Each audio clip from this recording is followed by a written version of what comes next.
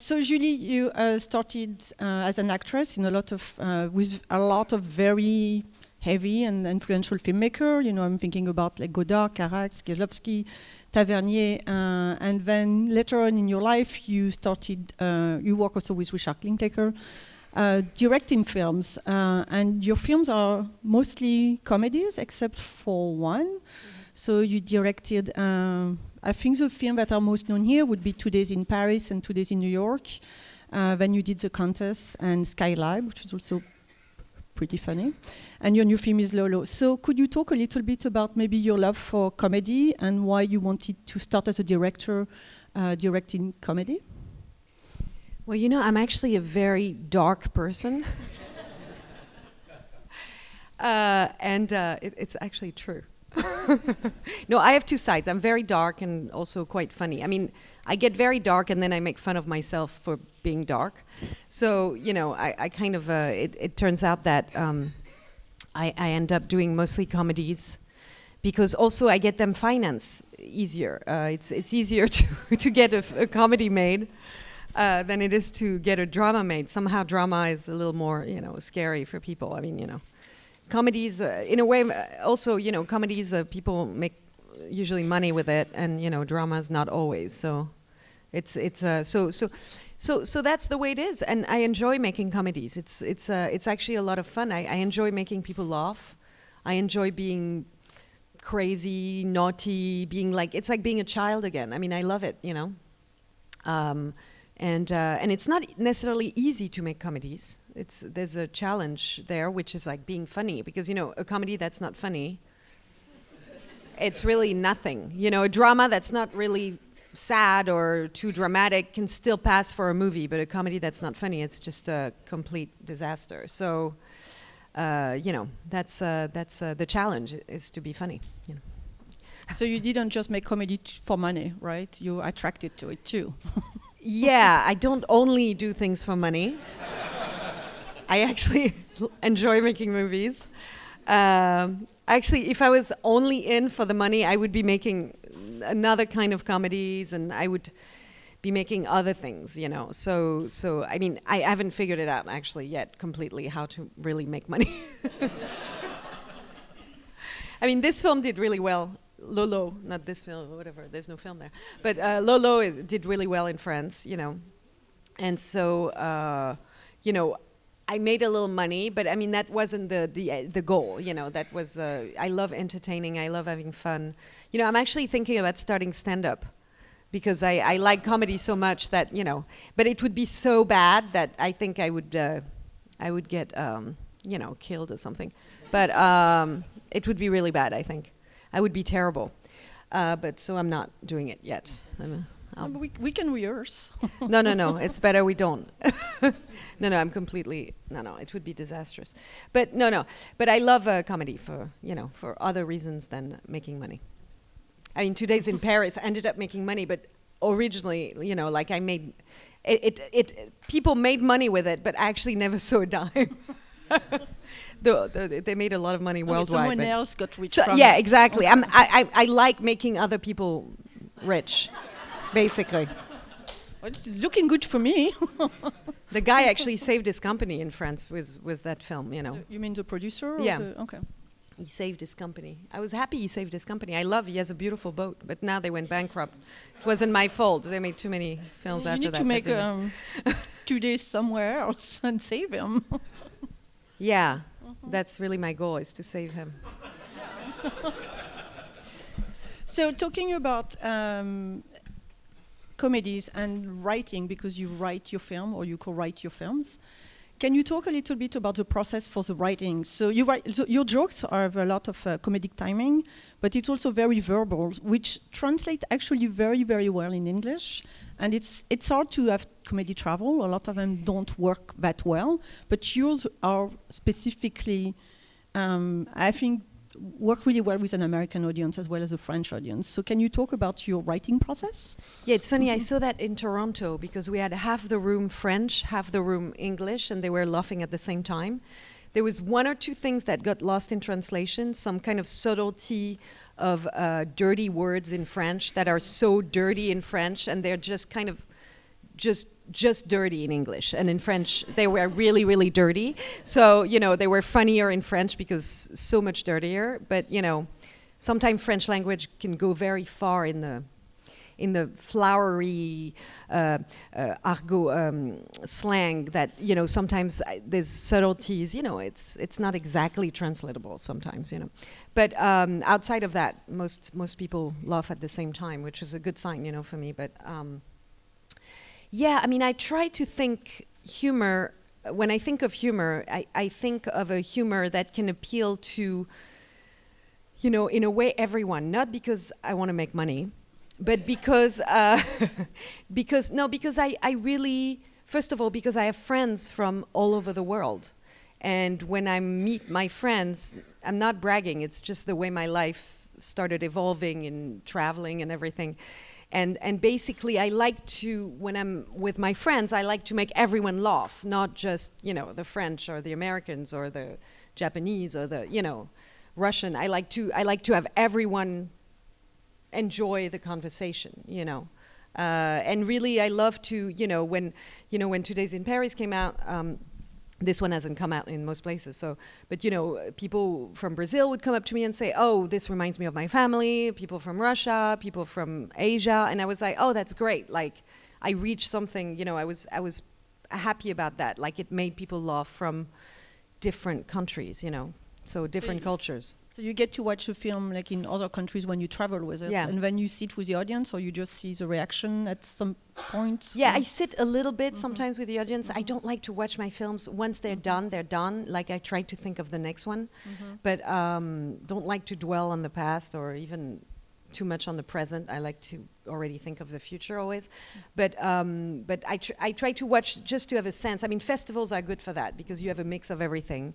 Every kind of people, so it allows you to have an idea of, like, people liking the film and from different places. And do you rehearse the jokes or at hating all, the film or hating the film altogether from different places, depending. So do you rehearse the jokes at all, like with outside of writing, to see if it works or it translates well? Do I rehearse on people the jokes? No, I don't know. No. But sometimes I use jokes I make at dinners later in films and stuff. It's happened to me, but so I do rehearse them sometimes. Yeah, that's true. So do you use a lot of inspiration from your personal life for like 2 days film, or maybe? 2 days was very personal films because I made it with my family, with my friends. I had no choice. I had no money to make the film, so it's like I hired my parents, my friends, everyone I knew was in the film. My cat. I mean, literally, like, my cat. He's gone, but he was a wonderful actor, and I just I mean, so that's a very personal film, and it's true that it's inspired. It's not actually autobiographical because I've never had an American boyfriend. I've had American boyfriends, but they never came to Paris to meet my parents, so I've never had this situation. But I imagine what it would be like, if a more kind of nervous, neurotic, uptight American boyfriend would meet my parents, who are those crazy, completely like mad French people, would meet, how it would clash. I always love imagining embarrassing situation. Like, I'm constantly like looking, I'm walking down the street and I'm like, what if I did this? And what if this person did that? Or, like, I always love this idea. It's kind of a giddy kind of crazy, and sometimes I go the other way. I'm like, what if, that truck run over me and I'm, decapitated? Then it's the end of it, like, what, I go the dark, I go the very funny or the very dark, it's like constantly like boom, boom, boom, it makes life exciting. So you never met my husband because he's exactly like 2 days in Paris. Oh, really? Yeah, so you're sure you never met him? No, I've never met him. I didn't have any, I promise. The rabbit. Yeah, no, I've never. We visited all the pharmacy in every city we've been in. Oh, really? He's like neurotic like that? Yeah, exactly. So wow. Is it all men? Because seriously, I don't think I've ever met a man that wasn't like that. I don't know. I must be attracting them. Yeah. I'm constantly with hypochondriacs. Like they stick to me. I don't know. Like I meet a guy, I meet men, and like no, I don't have that many men. I'm married, but in my past, in my youth, you know, they would always like at first like they seem like big, strong guy. I'm like, oh, he's not a hypochondriac. And then like 3 months later, it suddenly creeps in and like, oh no, he is one, but he's been hiding it like under like a coat of hair, luscious hair, you know, but like it's actually a neurotic hypochondriac that looks like a truck driver, but you know, who knows why? But anyway, Yeah, it's when you. why am I saying? So when you cook your first rabbit, it comes out. Yes. Also, like, so you mentioned that you worked with your family, like your father, also in all your film. So can you talk about a little bit more about working with, you know, collaborating with family? Maybe You know, in the film? there was two parts of my family: my mother, who passed away, and my dad. And my mom was very easy to direct and very sweet and easy to deal with. And my dad is never easy to direct. And I can't say he's the sweetest person.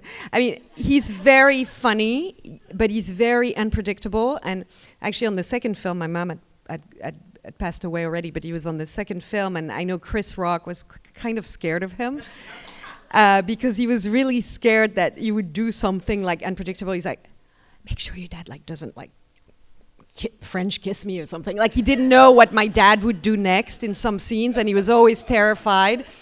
And Chris is a very, very wonderful guy, and he's always very planned. I mean, he's a stand-up, so he writes everything, he thinks a lot. He's a very, very, you know, he does a lot of thinking. I mean, he's a really, really smart guy and stuff. And my dad is this like impulsive, completely not controllable, like an animal. I always say directing my dad is like directing King Kong.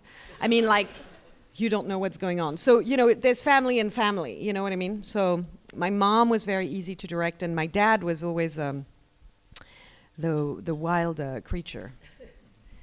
He still is. I mean, he's always like that. He's great. It's kind of fantastic to be like that. And he doesn't care about famous people. He doesn't care about anything. You know, he doesn't have anything. He's like out of this world. Like he's like straight from the 60s, where everything was like, you know, money doesn't matter, all that, you know, fame doesn't matter, all that stuff, you know. But he's proud of you, right? Yeah, he's proud of me, but he doesn't care about like social status. He just cares about my happiness. He doesn't care about anything else, really. It's kind of great. Pure people. It's like so fucking rare. Nowadays, I mean, it's like, you know. Yes. Mm-hmm. So can you talk a little bit maybe about your influences in as a director? Did you like a lot of American? You've been compared to like Woody Allen, you know, like the French Woody Allen, Julie Delpy. I wish I could make a movie a year. Yeah. You know, I wish. But you don't care about making. No, but I have enough movies to make a movie a year. Just I can't get the money together in time. I mean, I haven't found the way yet, but I will. Because I'd love to be able to do that. No, but he's a great talent, and it's a great honor to be even vaguely compared to him is amazing. But like, you know, I do love Woody Allen because I love the language. I love the neurosis.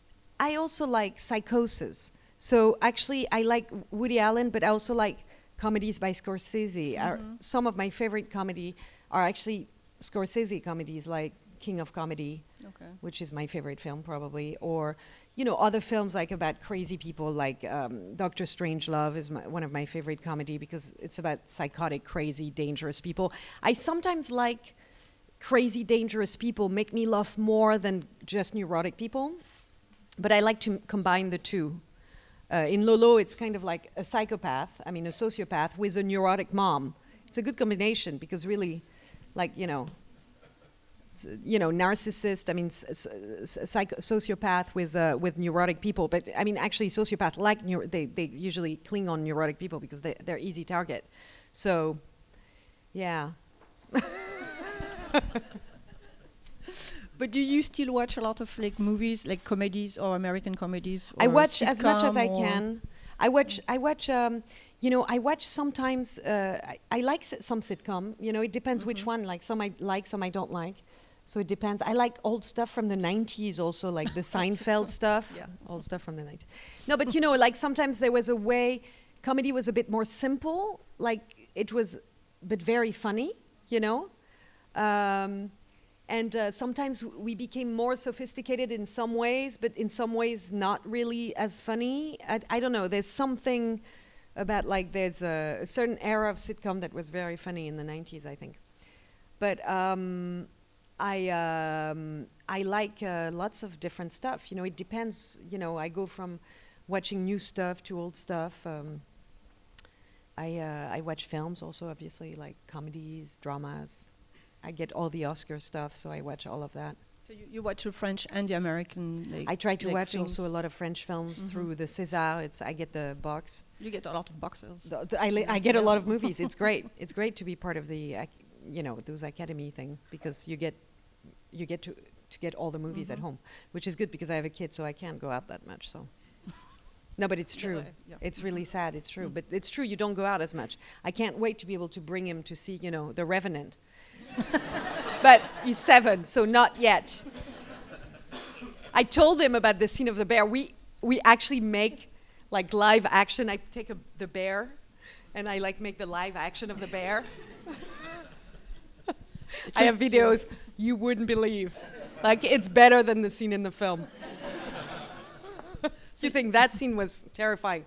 My version of it was my 7-year-old is. Something else. No, but it's really funny. He's the bear. I'm the bear. He's Leo. And he's Leo. His name is Leo anyway, so yeah, so I'm the bear. Yeah. It's really funny. But no, I can't show him those films yet. So whenever he grows up, we'll go together, see lots of films. I can't wait to show him everything from Godard to, something else. The Alien, when he's like 15, we'll go see Alien, hopefully, in the cinema, Or like something scary, because I know he's going to like scary stuff. He likes it already.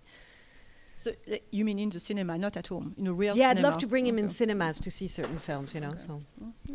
I hope cinema will exist for a very because long it's time. funny, for example, I waited until I could see it on the big screen. I waited to see The Godfather until it was projected in a revival house, like in the big screen. So it really makes a difference, I think, to be able to see certain film. And, I had seen 2001 on the small screen, and then finally a friend of mine had, for his birthday, a screening of 2001, and it was such a great experience to see it on the big screen. Oh, yeah. I mean, I'm still a fan of big screen stuff, No, we are too, but I'm just worried about the future. I have to be in a dark room with a lot of people watching a movie. There's nothing like it, It's great. Yeah. There's one last thing I wanted to talk to you about, and then we can open it up to the audience. Can you talk specifically about your relationship with Richard Linklater and working on the trilogy? You were acting only in the first one, but then you wrote also the second and the third one. Ethan and I wrote the first one as well. Okay. We were not credited because we were hired as actors, and then he made us rewrite the entire film. But Richard says it himself. We really went into a full rewrite. I see I'm not the only one that doesn't know how to use a smartphone. No, it's Richard calling you to explain that, yes, you did write the film. Huh? It's Richard calling to say that he did. No, but Richard is very open about the fact that we ended up rewriting everything, but we were not hired as writers, so there's rules and stuff that protects writers against actors that rewrite the entire film. So you didn't get protect paid the for writers, but the actors that ended up writing the film don't protect them.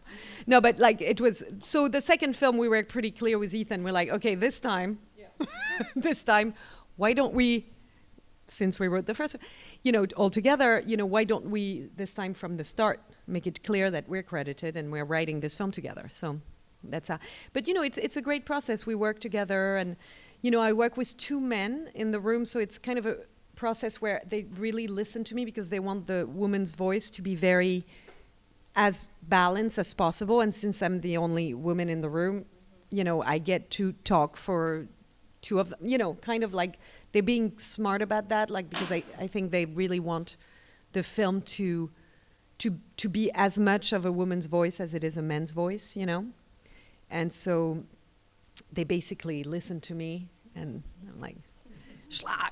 No, I don't bust them around, but I do. No, No, it's not like that. We don't have that kind of relationship. We have a lot of fun. We play a lot. We laugh a lot, and then we find the right thing for the character and the next step. Is it why you wanted to then direct? Because you started working on this side of the camera, maybe? Listen, no, I wrote my first screenplay. I was 16, so I wanted to direct. Actually, Richard hired me on Before Sunrise, and I hired Ethan because he knew we both wrote. So he wanted writers as much as actors. So I think the reason why he hired the two of us, other than the fact that we had connection on screen, some kind of chemistry, he really wanted people that were going to bring more than just, not that it's just, but bring more than the acting at that point. And so I was writing since I was 16. I wrote my first screenplay. I was 16. I had written another screenplay by the age of 20, and then obviously no one was going to finance a film by a 20-year-old woman actress. And so then I kept on writing. The only thing that really helped me on Before Sunrise, I didn't get credited, but I saw the review of the film, and a lot of people liked specifically bits I had written. So it gave me confidence. A lot of confidence has a lot to do with what people do in life, I think.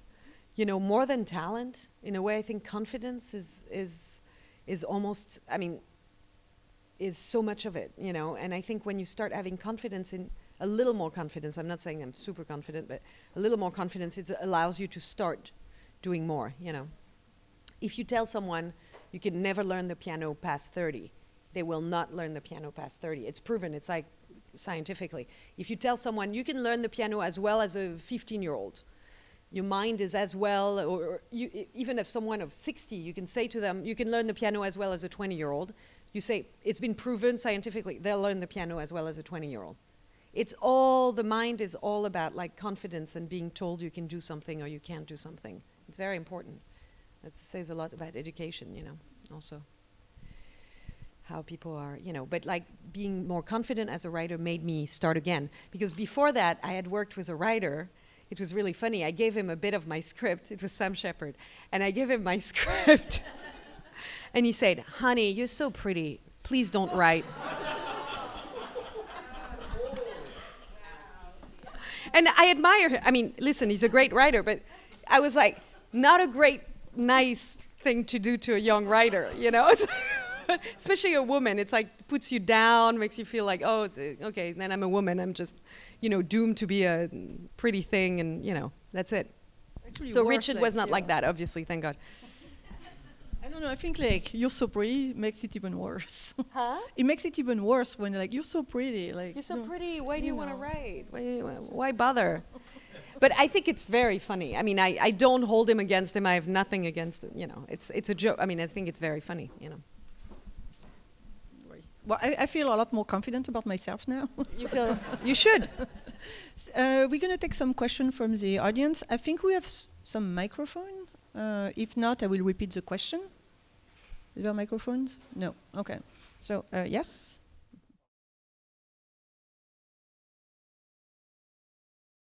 Oh yeah. Godard is quite. He's got a great sense of humor, and he's extremely smart. He's like a genius. He's like a. When you work with him, you realize he's basically the closest thing there is to a scientist as a filmmaker. Like, he's like the mind of a genius in a filmmaker's, like creative process. But basically, it's like working with like a scientific genius, but he's a director. So it's a very interesting combination. He's quite funny. He's very dark. He has a dark sense of humor. He can be extremely mean in a very intelligent way. Mean as hell to some people, especially to people that take themselves too seriously or have an inflated ego. He doesn't like that. So he breaks them to pieces, which is really kind of crazy when you witness that, like he will destroy someone completely. And but to people that are insecure and simple, he's actually very caring, very loving, very supportive of people that are fragile. So he's actually a good person, because you're supposed to be like that. You're supposed to be supportive of fragile people, and people needs to be reminded that they're only human, and some people think themselves are more than that. So in this business, which is like, we're only making movies after all, you know, like, come on. So, you know, I love him for that. He's very real in a sense, and completely crazy at the same time, but, you know, he's great. I love his mind. It's really a beautiful thing to witness, and especially I was so blessed to be able to witness his mind, you know, at such a young age and be part of his world, you know. Have you seen him recently, or I mean? No, I haven't, and I always want to reconnect with him because he's actually done little notes and things in his books about me, and sending me little notes in his books, not directly, that are always so kind and so such good advice and such beautiful things, and I always want to reconnect, but I'm very bad at connecting with people. I'm like a complete mess. My life is a complete disaster because I have a child, and I manage like directing, trying to make 5 films at once, and, you know, always like doing too many things in the same time, and I just and I have those nervous tics because I'm so hyperactive that I have nervous tics now, but apparently it's completely normal when you drink like so much tea and you sleep 2 hours a night. But I love Godard. I wish I could reconnect with him, but, you know, I'm very bad at that, you know. Yes. Since you've Sam Shepard's advice notwithstanding, have you have little gems of insights you've gained from directors, and have the French directors and or the American directors been more useful or not in terms of giving you ideas? And then what would the ideas you would impart as a result to the next young directors that you're whipping into shape with Godard's attitude there? You know, I had advice from a few people. I had advice, well, indirectly, Richard Linklater gave me my confidence because he didn't credit me on the first film, but the fact that he used my writing and that it was well reviewed, specifically those scenes, etc., made me confident. So that was a big part. A little more confident. I'm not saying I'm that confident, or, but then there was Kieslowski was very helpful because actually at the time I decided, and even though I make films that are completely different from his films, but actually the advice he gave me is he said, make films that are true to yourself. Don't try to make, you know, a movie that's not what you are. You know, it's like, for example, I give an example. When you meet certain directors, you know, and for example, David Lynch. You meet David Lynch. Why is David Lynch making David Lynch movie? You understand when you meet him. No, because it's true to who he is. I mean, his films are him, you know, and it's completely, you know, you meet Tim Burton, you meet, you know, it's, for them, what they're doing, the films they're doing,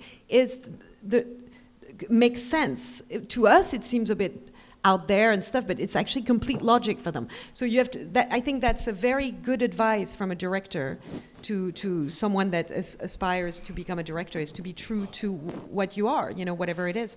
And then I'm saying that's an ideal world because you can't always be completely true because there's also, it's a business, etc. But so he was very helpful. Also, he was very supportive of me becoming a director.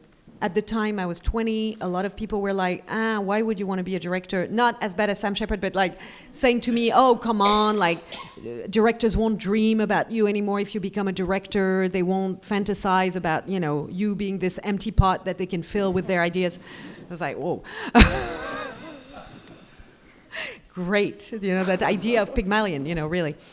And I was like, so I had mostly negative, and he was positive. He was like, and we talked a lot actually about screenwriting and the process and this idea of taking a seed of truth and growing a tree that's not necessarily the truth, but like the base of it is truth. You know, and it made me think a lot about things. And actually the next movie I want to do is actually a film that came out of, not at all inspired by our conversation, but based on something that we had talked about 20 years ago. And it took me 20 years to really get to it. I put the little seed of truth, and then I had to grow that 20 years, that tree since. So, but, you know, so hopefully that will be my next film. It's a drama, actually, but, and a bit of an homage to him in a way. Then there's, you know, friends of mine like that I haven't necessarily worked with, like Babette Schroeder, who's a friend of mine, told me, things like, always listen to people on set, like you don't know everything. If someone has a better idea, if someone is, like be open, and I like that also because I think that's true. It's good to have your own ideas, but at the same time, it's not a dictatorship, a film. You make a film, being a director is working with other people. That's what it is. And, I think it's a good advice to be reminded, it's teamwork, You don't make a film alone. That's for sure, as a director. You can write a film alone, you can't make a film alone. So, and Richard also has very much of that. Like, he really, really works with other people. I mean, other people have almost as much to say as him on set, So it's interesting to see that way of working as well. So, anyway, I got, throughout my life, advice from different people that way, so. And it's been helpful, And the advice I would have would be the same to a young filmmaker, basically. And also maybe to never give up, because it's a very long and hard road. The microphone is over there, yes. Could you please name a couple of filmmaking and acting artistic influences that you've had throughout your life? Why did you cast Adam Goldberg in 2 Days in Paris? You guys had terrific chemistry. And do you find that the overly obsessive celebrity worship of Rupert Pupkin is still a contemporary issue? The what? The obsessive celebrity worship by Rupert Pupkin is still very much a contemporary issue? Oh yeah, more than ever. Actually, it's kind of a visionary film. No, King of Comedy is one of my favorite films. First of all, because it's insane, and it's about a stand-up. And I think my obsession with stand-up comedian comes from that film, because I'm not that I'm obsessed with stand-up comedian, but I have a fascination for them. I keep hiring them in movies. I just love stand-up so much, and not that I want to do it, but it's like it fascinates me. I think because of that film, because it kind of made me think they're all crazy, and I want to be around them.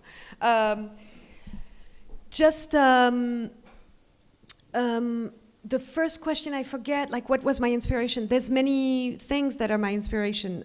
I've seen many, many movies as a kid. My dad would drag me see everything, and probably too early. Like I would see pretty dark or adult films, adult not as porno, but as, as Bergman, adult. So not porno, right, Bergman? Scenes from a Marriage or film like that at a very, very early age. So, it kind of shaped my mind a certain way. I don't think it's necessarily bad. It made me grow up pretty fast about understanding people's relationship and dynamic of adults and all that, it being also Cassavetes. When I was like 8, 9, I would see, women under the influence, the complexity of human beings, when you're facing it very early on. I'm not sure it's that bad, because it made me understand why people were fighting, like parents of my parents, parents of my friends, like made me understand why people are so complicated and why some people are unhappy and stuff. It's not necessarily a bad thing, because films can make you understand a lot of stuff, when it's good films, So, what else? Last thing? Adam Goldberg. I first of all, I think he's a fantastic actor, and also he had been my boyfriend 5 years before, so it was, and he had left me. So, listen, I kind of went to him, guilt-tripping him that he had left me, and by making him feel bad, I got him to work in my film, basically for free. Now I regret I didn't have affairs with more actors, because it would be much easier to cast my films now. I didn't think of it. I was like, people were flirting with me. I was not interested. I've never been too much into actors. I never liked actors, usually. I mean, I don't like dating actors. They're too self-centered. I have enough of one self-centered person in the family. So. But, basically, I just, I guilt-tripped him, and he agreed to do my film. And he's great. He's such a good actor. So that was fun. But that was many years after we had been together. But I found a way to make him feel bad, and he agreed to do my film. Anything goes. Anything, to make a movie, There's a microphone there, and then you. Yeah. Hi, Mr. Delpy. Oh, sorry. I'm a huge fan of you. Today's in Paris, I absolutely love. I've seen the movie only how many times, and every time I see it, it's as fresh as the first time. I'm a new screenplay writer. I just finished my first screenplay, and I would love to know, hope you could share with us, what is a bit your writing process like? And maybe, if possible, if you could use Today's in Paris as some examples. And as a quick side question, why was the character Jack not in 2 Days in New York? Thank you. Because, okay, no, I don't want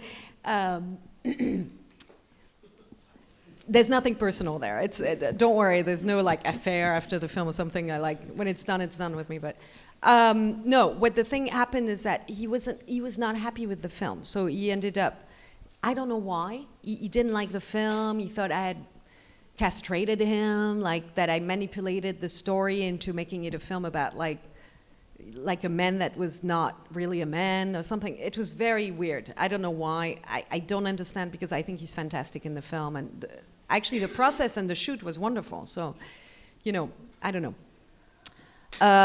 The writing process, it depends, you know. On that film, originally on 2 Days in Paris, I wanted to do an improvised film. What happened is that I started working with Adam, and very quickly, those financiers in France told me, improvised film? They had agreed. And they're like, no, we changed our mind. We want a full written screenplay. When I said that to Adam, he's like, I'm not writing a screenplay. We said it was an improvised film. So I say, okay, I've got to give something to those Germans. It was a German company financing the film. You know, at first they say, yes! And then they're like, no, we want the script. No, but I love Germans. Listen, they finance all my films. They're giving me money every film. I adore them. So basically, I was like, oh shit. And we're not far from going into production or not going into production. So the whole film was like on a razor's edge of happening or not happening. So I wrote a screenplay in 2 weeks. Kind of like with a gun to my head. It was like, okay, I'm writing a screenplay. So I had no choice. I had to write the screenplay. So my writing process goes from, you know, it's always, you know, it's often in a state of emergency or survive. I don't know, it kind of wired me to write in a way that's never, you know, it's not a cute writing process. It's like complete, like, it's quite intense. I usually also, it's happened to me that sometimes I have an idea for 20 years and suddenly I have like eureka, but after 20 years, you know, of thinking about it, and suddenly I write everything in a week. I've written screenplays where I have a screenplay, I've been writing it for almost 20 years, called Virgo Rising, for Woody Allen to star in. I mean, if I don't finish it, I don't know what's gonna happen, but like, you know, I better do it soon, even though his parents died at 100, so I might have time still, but, you know, but, you know, like, there's films that I can't write, I spent 20 years on it. Lolo, it was more like a process where, my favorite process of writing is this. I write a story, I think of the characters carefully, I really, really work out everything from beginning to end of the structure, the characters, every single person, every single dynamic between the characters. I write everything like with like little drawings and cards and little pins and stuff, almost like a drawing, like a giant drawing with connection and da-da-da, and story point by point, A, B, C, D, da-da-da. And then I usually write it when I'm all done with that, and I usually try to write it very quickly. Because I find that writing quickly dialogue makes it very natural. You can work forever on the structure and the characters, but I find dialogue is better when you go for it. When you don't write a scene in 2 weeks, you write a scene in an hour. You know, so it sounds pretty crazy, but it's actually my way of working. So that's it. The question here? Yeah. Hi, Hi. I just have a question. Based on your experience, which one do you think the best, directing, acting, or writing, and why? What's the best? Yeah, which one do you prefer? Oh, prefer.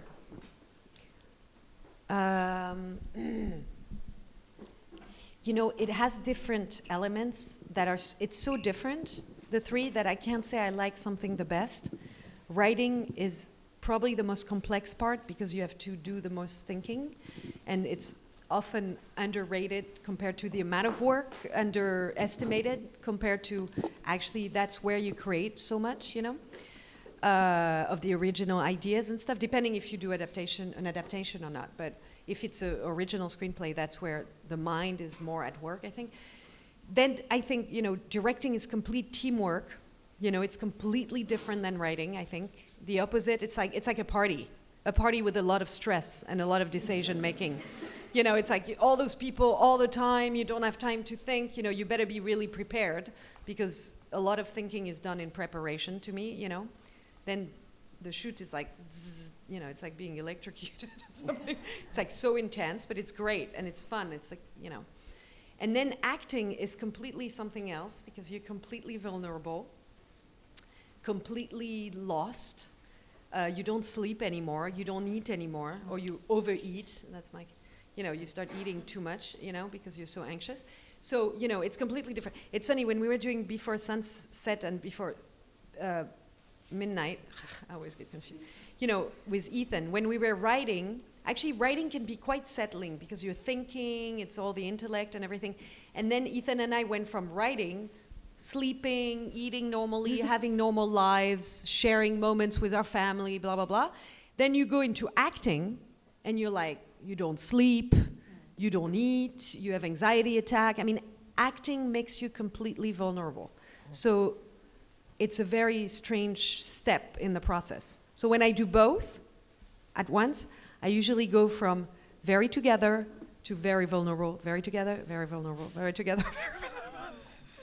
Back and forth, like a little bit like crazy, a little bit crazy. Because it's completely, I think it's completely the opposite, directing and acting, weirdly enough. It's kind of a, to me. Question there? Hi. But I can't say I prefer something, sorry. I don't know actually if I even like any of it. I mean, no, seriously, it's kind of torture, but I'm doing it because I don't know how to do, not just anything else. I'm sure I could do something else with my life, but it's like I can't help myself but doing it. So I do it because I can't help myself. Not sure it makes me happy at all. You know, it's really weird. I swear. Hi. Hi. I really admire you, and thank you for all your work. Thank you.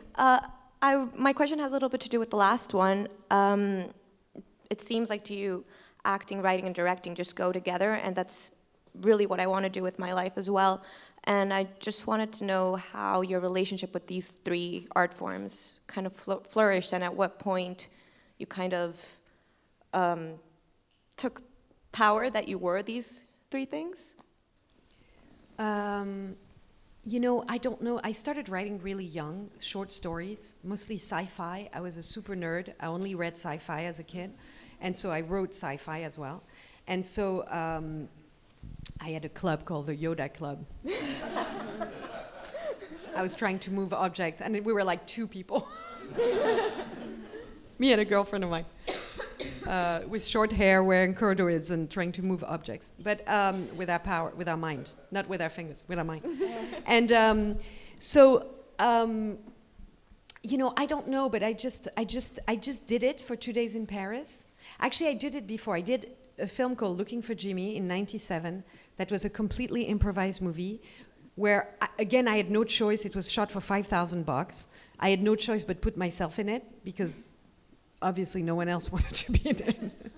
And so, you know, and I realized there's something about being in my films sometimes, but I'm not going to do it always because I have a few projects where I'm not in it, and I'm happy about that. I noticed that you kind of give the tone as well of the film. Like it kind of gives a certain tone, like it becomes really your kind of film, you know? You're in it, you wrote it, you direct it. It's become this kind of object that you created, you know? It's an interesting process. I mean, I don't know why I'm doing it because, as I said, I'm not sure it's making me happy, you know? But I don't know how to do it, how to not do it, you know? But I love when I've been making films like The Skylab is a film no one saw because it was not bought here. And it's actually a sweet movie, but, you know, it's very French, and I don't know, people didn't, I think, yeah, I had a problem with some woman at a festival that didn't want it because she thought it was, I don't know, she's crazy anyway, I think. But anyway, she's a bitch. I'll get back to her. I'll get to her one day. She only has power because she's married to a powerful man. But anyway, one of those. Is she German? No, she's not German. Listen, I love Germans. No, hey, they give me money for all my films, and on top of it, they're very nice to me in Germany. It's really weird, but they love me. It's called. Listen, my son is half German. Let's not talk about it. So no, I forgot. Yeah, I mean, yeah, I don't know. I forgot what I was talking about. Anyway, the Skylab. I got to direct a lot of scenes where I was not in because I had a small part in it, and it was a wonderful experience. Especially I got to direct kids. I enjoy directing kids. I enjoy directing actors when I'm not in it. You know, it's really wonderful. So I hope I'll be able to do that as well. Even though my next film I'm probably going to be in it, it's kind of the last of a series of film, because after that I don't think I want to be in anything for a little bit. I want to relax a little bit. So we have time for 2 more questions. There's a microphone here. Hi, Yes. this is a very nerve-wracking question to ask, but I did survive working in a show for Sam, so I'm there are, you know, a handful of French actors who are so accepted and loved in America, and I just wondered if you thought that there would ever be a possibility of an American actor working in France in French, in a film. Yeah, I think, you know, French are very, if you decide to have a career in France and move to France as an American, I think you will have lots of parts. I think as an American actor, there is a possibility, or actress, you know, you have in France a few actors from other countries that have become successful, and they have accents, but no one really cares after a while. No, we have like a bunch of actors like Sergi Lopez, who's Spanish. We have like, you know, when people decide to have a career in France, if they're good actors, obviously, otherwise, there's a possibility to do that. Yeah, I don't think France is closed to only French people. You know, there's this actress also. She's in the film Two Friends, Deux Amis. Yeah. She's really wonderful, and she's acting in French. She learned French, and she's making movies in French. So, I think you just need to speak French. That's the thing.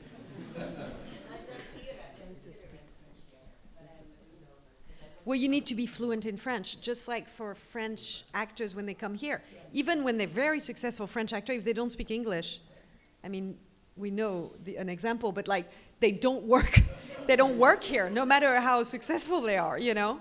It sucks, you know, but they have to learn English, or French if they want to. Americans working in France have to learn, you know, the language is important. You can't not speak the language, obviously, you know. Yeah, I mean, that's... And there's the last question. There was a microphone. Where's oh, there. Sorry. Hi, if you could adapt any book into a film, which would it be and why?